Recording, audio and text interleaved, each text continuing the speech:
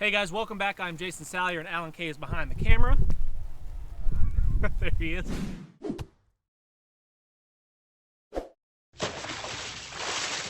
In the scenario, we're leaving the chicken house now. So it's been basically 48 hours since we began this adventure. We staked the place out for 24 hours, make sure it was unoccupied. We spent the night in there. We gathered all the resources that we think that we might need to get ourselves home. We've got a couple days walk to get home, and that now we're starting that adventure. And what I want to do, I don't have a map, I don't have a compass, I'm not that prepared, but I know the way home via the road. But I do not want to be using the road in this situation because people are significantly more unfriendly when there's civil unrest going around, and I don't want to be walking past people's driveways and just putting myself out there. I just want to keep as low of a profile as possible. But I'm going to be using the roads. I know how to get home by the road, so I'm going to be using the roads as a handrail, but I want to be keeping my distance away from them as much as possible.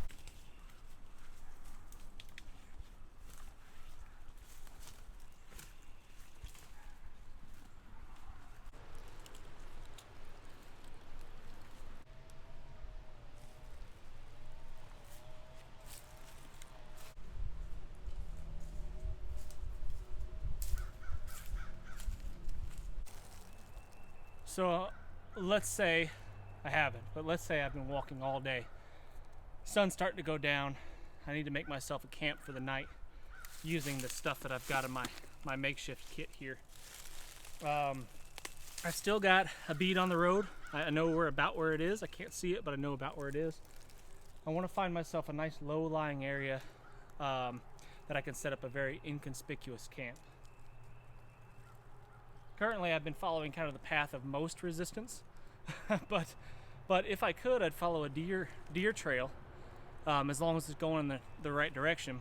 Because something I learned from Alan Kay is this: the animals, the deer, know the sneakiest route from A to B.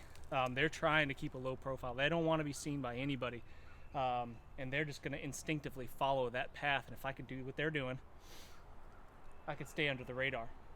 So I see a thicket over here that's in kind of a depression, and that might be my camp spot for the evening. I don't know yet until I get over there.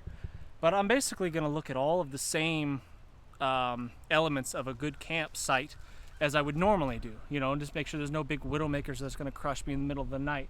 Make sure I'm not on a major game trail. All of those kind of things are important. But now there's an added element of I need to be low visibility. I don't want people to be able to see me in my campsite. So let's go check it out and see if it's got all the, if we could check all the boxes.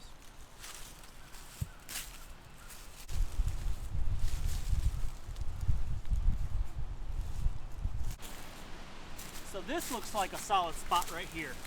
I'm concealed in this kind of lower area. Doesn't appear to be any sign of heavy runoff or anything like that that's going to wash me out in the middle of the night.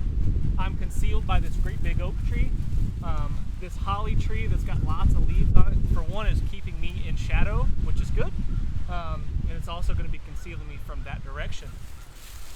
I've got good visibility this way, so I would probably have the opening of my shelter kind of facing this direction so I can kind of see if anything's approaching.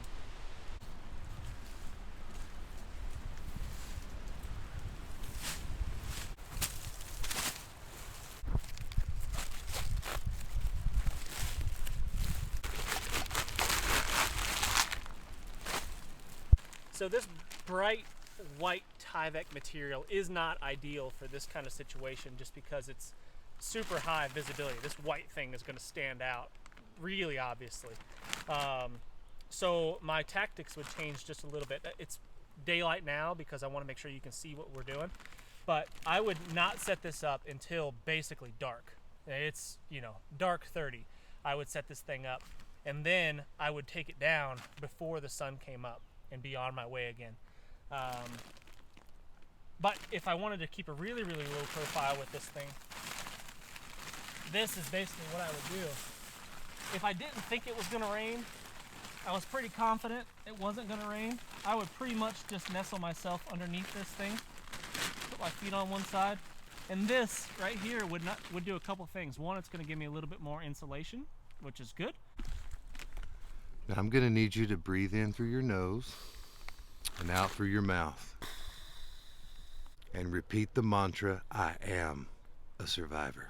I am a survivor. So this would insulate me just a little bit, help me keep a little bit warmer, kind of tuck it in around me like a sleeping bag sort of deal. And I've got two pieces of this Tyvek, so I can lay on one as a moisture barrier underneath my mat here, and then cover up with one just to keep any dew or anything off of me in the middle of the night. And this would work even if it was raining. You know, I'd stay drier. It wouldn't be ideal, obviously. But if it was going to rain and I saw that in the future, in the forecast, I would want some sort of a little bit more substantial shelter to keep myself dry, and I'm gonna rig something up right now. The Tyvek is noticeably lacking grommets. Not too many grommets on the Tyvek. What will you do? Found a nut on the ground, so I'm just gonna use that as kind of my tie out point on the edge of my Tyvek here. Tied a simple loop in my cordage. Put the line through the loop, over the nut, and cinch it down on top of it. And now I've got a secure tie out spot on the corner of my tarp here.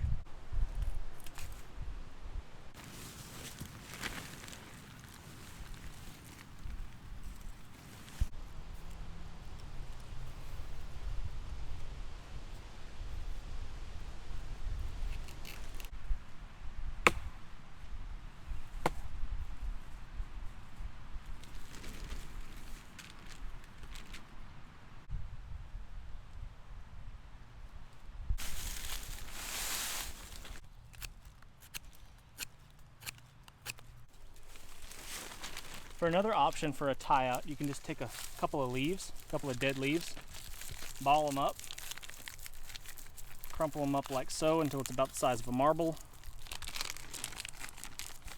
Put it inside your fabric, and then use that as your tie out.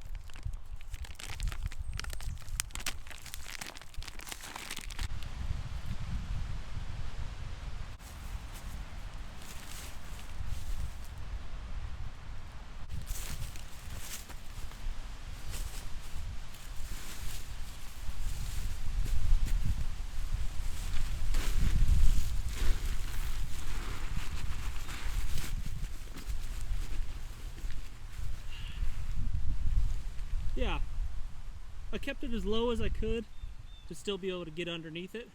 My shoulder's touching it when I'm laying on my side. It'll shed some water. Not ideal, obviously, but it's what I've got. It's the best of the materials I could come up with.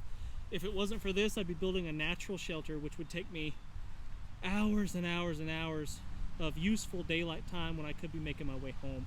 If I needed to build a fire to boil more water, which inevitably I would because I've only got a half gallon of water with me, and throughout a day's hiking I'm going to have drank all of that. If I could collect water on my way, which in this area you're going to cross creeks and streams, it's inevitable. You can't walk very far at all without it happening. I would probably dig myself a hole here, a depression, where I could get my fire really, really, really low, and maybe even build a hide wall. I could build a Dakota fire hole if I wanted to.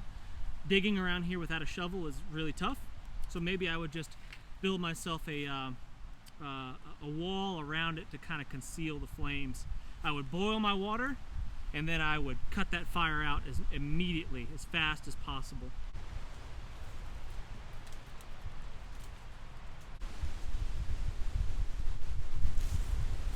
Yeah, this looks good. So the height on this is knee high on me. That's hitting me right in the hollow of the knee, which is usually how I do my shelters, like if I'm doing a poncho hooch or whatever. You think of the acronym that everybody knows, BLISS, B-L-I-S-S. It should blend, it should be low, we got low. It should be an irregular shape, we have straight lines, we didn't really, so we violated that one. It's white, so it's not gonna blend. It's small and it is secluded, so we got some of the bliss in there, but obviously with the color and the straight lines, not super stealthy. But this is cush, man. This is comfy. I've slept in worse. Much worse, right? Yeah. Yeah, me too. Yeah. And this is a pretty good neighborhood, so it's not like while you're asleep, somebody's gonna cut your throat. At least not on this side of the river. Now over there, there's Totally some different. cannibalistic, subterranean, humanoid dwelling creatures, thirsty for man love. We're Well, I'm 6'6". 6'6". You are completely underneath. My that. torso is right here. Yeah. And I can take this and use it as a cover over me. Yep. I'm gonna be dry enough, and we're in and out of the wind, you know. Yeah, that would be the thing to do since we've got 2 pieces of Tyvek. And I generally will lay on my side because that's less of my body Yeah. touching the ground if we're talking cold, which it isn't right now. So, yeah, this is good. This is a nice room. Any touches you'd add to our accommodations? No, Flowers, all perhaps? you're doing is checking the basics, man. You want a place you can rack out and not wake up drenched to the bone, you know, and get up and move again. That's it. Where's this stuff made? Made in Canada. Awesome. Did you see that? Crown Royal. I'm just thinking of all the Canadian contributions to Maple syrup. maple syrup, Crown Royal, Tyvek, curling, the Olympic sport. Oh yeah, You've seen it? That's nice. Yeah. Probably hockey too, huh? With the sweeping. Yeah. Yeah, that's what they take the broom and they Yeah. got the big thing. Yeah. It's pretty intense. I don't know how you train for that. I noticed you had your knife under your pillow here. A shank. You ready? You know? Yeah. Bam. Somebody walks past, you get the Achilles tendon. I like it. That's right. That's pretty heartless, man. Yeah, that's right. That's how I roll. You're savage. Yeah. All right, guys. Well, I'm Jason Salyer. That's Alan K behind the camera. We need to tighten up the turret on this thing. The swivel is. That's a little loose. Stand by. All right, I'm gonna need you to channel your inner woodsman. I'm always channeled. And now let your spirit animal, the chupacabra, come forth. That's your spirit animal. I thought it was yours too. My spirit animal is like a cobra slug. You know. Well, actually, my spirit animal is a butterfly, but you can't. You can't go around telling people that. You can't do that. You know. Yeah. Oh, fuck, it's a tiger. You know what I mean? You'd lose street Yeah. cred. Yeah. All right. Summation of chicken housery, survivalistness, take 2. And action. All right, guys. Well, I'm Jason Salyer, and that's Alan K behind the camera. Thank you very much for tuning in. Make sure you subscribe if you haven't already.